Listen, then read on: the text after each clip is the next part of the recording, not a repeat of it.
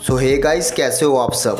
आज की इस वाली वीडियो में हम बात करने वाले हैं घोस्ट राइडर वर्सेस असुरा के बारे में, और ये पता लगाएंगे कि कौन सा विंग ज़्यादा स्ट्रॉन्ग है और कौन किसको हराएगा अगर ये दोनों कभी आपस में फाइट करेंगे तो। असुरा और घोस्ट राइडर ये दोनों ही इमॉर्टल विंग्स है और इन दोनों को मारना ऑलमोस्ट इम्पॉसिबल है, बट इन दोनों में से आखिर ज़्यादा स्ट्रॉन्ग है कौन और कौन किसको हरा पाएगा अगर ये दोनों कभी आपस में फाइट करेंगे तो। सो इसका आंसर जानने के लिए आपको इस वीडियो को अंत तक देखना पड़ेगा। सो वीडियो काफ़ी इंटरेस्टिंग होने वाली है, सो प्लीज़ वीडियो को अंत तक देखिए। चैनल पे नए हैं तो प्लीज़ सब्सक्राइब कर लीजिए। So now let's get thing started.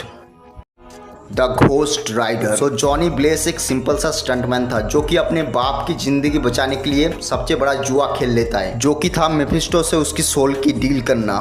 Mephisto से डील करने के बाद जॉनी के पास अनजाने में सुपर नेचुरल पावर्स आ गई। मेफिस्टो ने जॉनी की बॉडी में सीक्रेटली जेरेथोस को इम्प्रिजन कर दिया, Zarathos the god of punishment himself, और इसके बाद जॉनी बन गया Ghost Rider the spirit of vengeance. Zarathos actually एक स्काई फादर लेवल आर्कएंजल है जो कि बहुत ही ज़्यादा एक्सट्रीमली स्ट्रॉन्ग है, और कुछ लोग ये कहते हैं कि जेरेथोस एक्चुअली हेवन का एक सर्वेंट हुआ करता था जिससे लड़ने से गॉड लाइक एंटिटीज भी डरा करते थे। घोस्ट राइडर की पावर्स की बात करें तो इसकी पावर्स लिटरली रेडिकुलस है। उसकी ज़्यादातर पावर हेलफायर के अराउंड रिवॉल्व होती है। घोस्ट राइडर की हेलफायर सिर्फ आपकी बॉडी को नहीं जलाती, साथ ही साथ आपकी सोल को भी बहुत ही बुरी तरीके से डैमेज कर देती है। इवन कई केसेस में तो आपकी सोल्स भी जल जाती है। उसने वेपराइज किया है बहुत सारे डीमंस को, लड़ चुका है वर्ल्ड ब्रेकर हल्क से, यहाँ तक कि मेफिस्टो के साथ भी वो बहुत ही अच्छी फाइट ले चुका है। मेफिस्टो मार्बल का सैटन जो कि रूलर है हेल का, जो कि मार सकता है सेलेस्टियल्स को भी, लेकिन उससे भी घोस्ट राइडर फाइट कर चुका है। फ्रैंक कैसल वाला ghost rider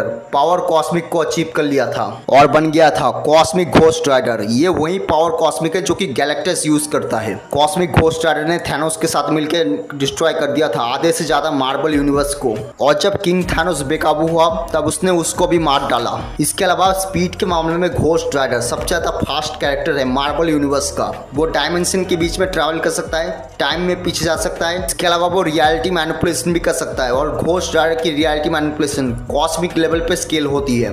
ghost Rider can easily manipulate space, time, dimension, even death. Durability के मामले में तो घोस्ट राइडर लिटरली इनविंसिबल है। घोस्ट राइडर ने इजीली टैंक कर लिया था multiple planet destroy attack, even supernova explosion तक को भी। इसके अलावा उसके पास पेनिंग स्टीयर की एबिलिटी है, यानी वो किसी के आंखों में देख के उसकी सोल को जला सकता है, उसकी सोल को पूरी तरीके से बर्न कर सकता है, या फिर उसे अब्जॉर्ब भी कर सकता है अपने अंदर। वो वेदर को भी कंट्रोल कर सकता है, इवन अपने क्लोन भी क्रिएट कर सकता है, और उसके क्लोन्स ऑलमोस्ट इक्वली पावरफुल होते हैं ओरिजिनल घोस्ट राइडर जैसे।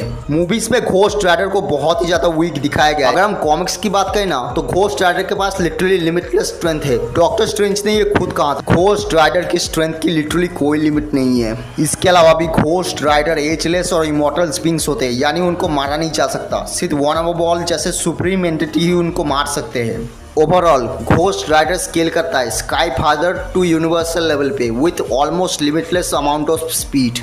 सो Asura the guardian general of wrath, जिसने पूरी दुनिया को अपने खौफ से डरा दिया था क्योंकि उसने अकेले डिफीट कर दिया था बित्रा को, जो कि एक प्लानिटरी लेवल मॉन्स्टर था, बट असुरा ने बस उसे एक पंच में ही डिफीट कर दिया।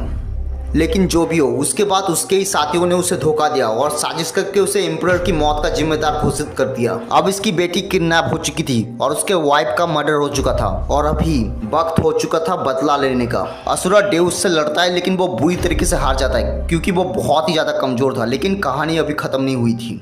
असुरा की आंख खुलती है और वो अपने आप को नर्क में देखता है, और गोल्डन स्पाइडर की वजह से उसे अपनी पुरानी जिंदगी की सारी मेमोरी याद आ जाती है। उसके बाद वो पूरी कोशिश करता है नर्क से बाहर निकलने के लिए। 12,000 साल बाद असुरा धरती की सतह को चीरते हुए नर्क से बाहर निकलता है। उसका गुस्सा पहले से भी बहुत ज़्यादा बढ़ चुका था और वो पहले से बहुत ज़्यादा स्ट्रांग बन चुका था, लेकिन वो ये भी जानता था कि वो 7 डिटीज जिससे वो 12,000 साल पहले लड़ा था वो पहले से बहुत ज़्यादा ताकतवर और खतरनाक बन चुके हैं। 7 डिटीज की पावर्स मित्रा के मंत्रा मैनिपुलेशन की वजह से बहुत ही ज़्यादा इंक्रीज हो गई थी, बट असुरा भी अपनी स्ट्रेंथ और रेज को बढ़ा चुका था।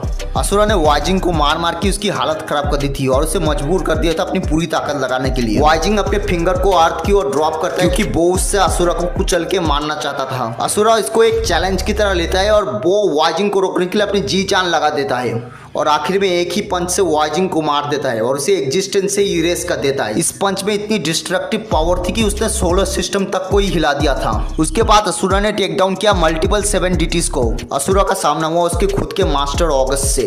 असुरा ने उसे बहुत ही आसानी से आउटस्किल कर दिया। ऑगस्ट ने अपनी डिवाइन स्वॉर्ड निकाली जो कि बहुत सारे स्टार्स को डिस्ट्रॉय कर सकती है। ऑगस्ट अपने उस स्वॉर्ड की मदद से असुरा को मून से अर्थ तक फेंक देता है, लेकिन असुरा उस स्वॉर्ड को अब बस अपने एक पंच में ही डिस्ट्रॉय कर देता है और समाउ वो ऑगस्ट को हरा देता है। लेकिन उसके बाद उसके पास एक भी हाथ नहीं बचा। यासा ने असुरा को बहुत ही आसानी से मार के हेल में पहुंचा दिया था, लेकिन असुरा एक बार फिर वापस आ गया। असुरा एक लड़की से मिलता है जो कि उसकी बेटी मित्रा जैसी दिखती थी, लेकिन उसके कुछ दिन बाद बहुत सारी फ्लीट ऑफ स्पेसशिप आके पूरे गांव को न्यूक कर देती है, जिसकी वजह से गांव के सारे लोग मारे जाते हैं। वो लड़की भी मर जाती है जो कि असुरा को उसकी बेटी की याद दिलाती थी, और ये सबसे बड़ी गलती थी 7 डीटीज की। उसके बाद तो असुरा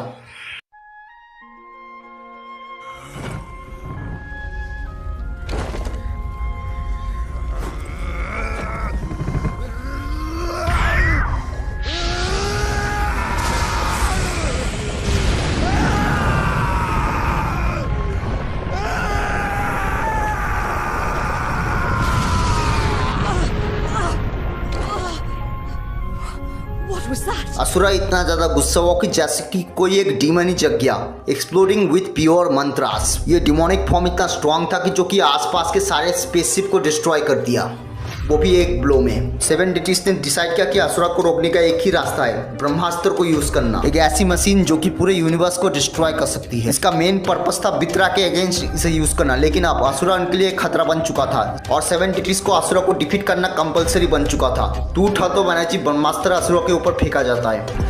असुरा ना ही ब्रह्मास्त्र को कुछ देर तक रोकने के लिए कामयाब हुआ, बल्कि उसके ब्लास्ट को भी सह लिया। असुरा उसके तुरंत बाद उठ जाता है और अपने सबसे बड़े राइवल यासा के साथ लड़ने लगता है। यासा असुरा को हराने में कामयाब हो जाता है और वो उसे मार के बेहोश कर देता है, लेकिन उस टाइम पे यासा अपनी गलतियों के बारे में समझ चुका था। यासा डेउस को डायरेक्टली टेक डाउन करने निकल जाता है, पर वो बुरी तरीके से डिस्ट्रॉय हो जाता है। असुरा वहां पहुंच जाता है और वो पहले से भी ज्यादा ताकतवर बन जाता है। उस टाइम असुरा और यासा एक साथ मिलकर डेउस को बुरी तरीके से हरा देते हैं और उसे जान से भी मार देते हैं।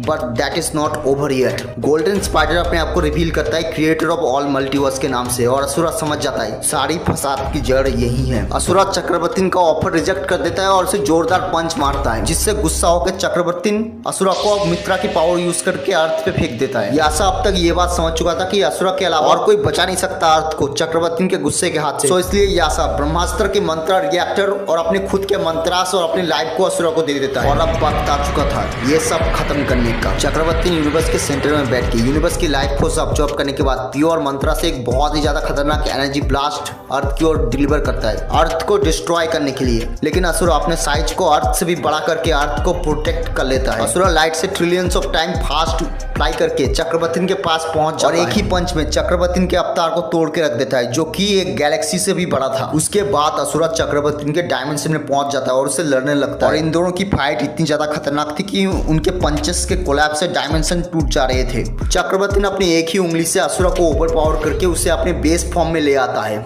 लेकिन असुरा का गुस्सा बहुत ही तेजी से बढ़ता जा रहा था, जिसकी वजह से उसकी ताकत भी बहुत ही तेजी से बढ़ रही थी।